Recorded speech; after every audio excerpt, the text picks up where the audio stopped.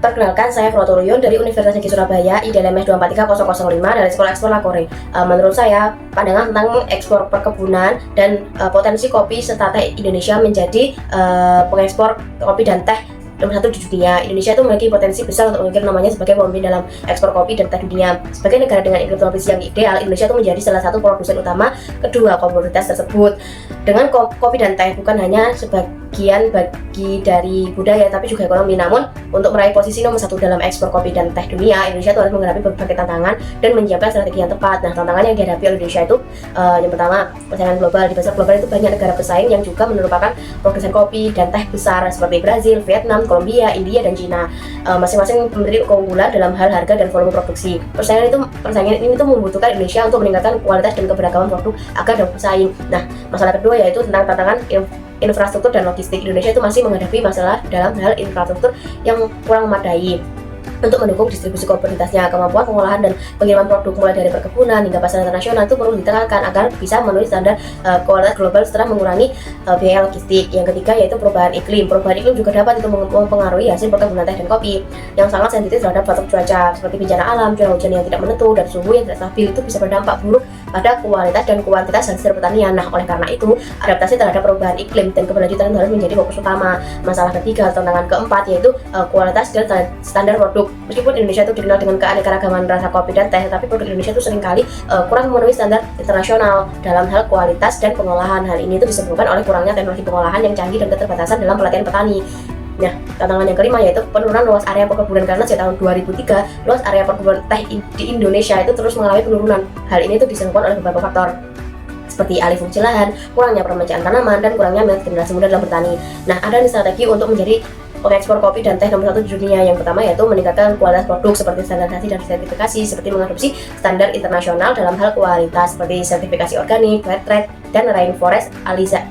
Itu akan meningkatkan daya saing produk Indonesia di pasar global dan meningkatkan teknologi pengolahan. Dengan melakukan investasi dalam teknologi pengolahan kopi dan teh yang lebih modern dan efisien, itu dapat meningkatkan kualitas dan daya simpan produk. Proses pengolahan yang lebih baik itu akan menghasilkan rasa dan aroma yang lebih konsisten yang sangat dihargai di pasar internasional. Nah, yang kedua yaitu diversifikasi produk seperti pengembangan varietas baru dengan memperkenalkan varietas kopi dan teh yang lebih spesifik dan langka seperti kopi luwak atau teh putih.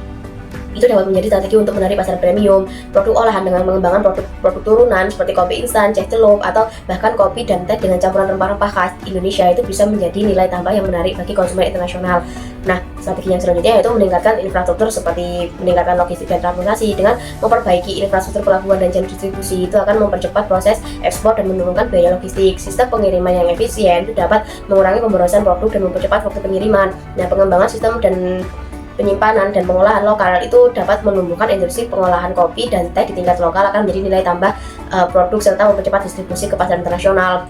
Ya, yang strategi yang keempat yaitu memberikan pendidikan dan pelatihan untuk petani seperti pelatihan dalam praktek pertanian berkelanjutan. Dengan menyediakan program pelatihan ini bagi petani kopi dan teh itu akan meningkatkan teknik budidaya dan pemeliharaan tanaman yang ramah lingkungan. Ini akan membantu meningkatkan hasil dan kualitas produk, dan bisa juga dengan pendampingan untuk petani dan dengan kerjasama antara pemerintah, perusahaan swasta, dan lembaga pendidikan dapat menciptakan sistem pendampingan yang baik untuk petani dalam hal meningkatkan hasil produksi dan pengolahan yang lebih efisien.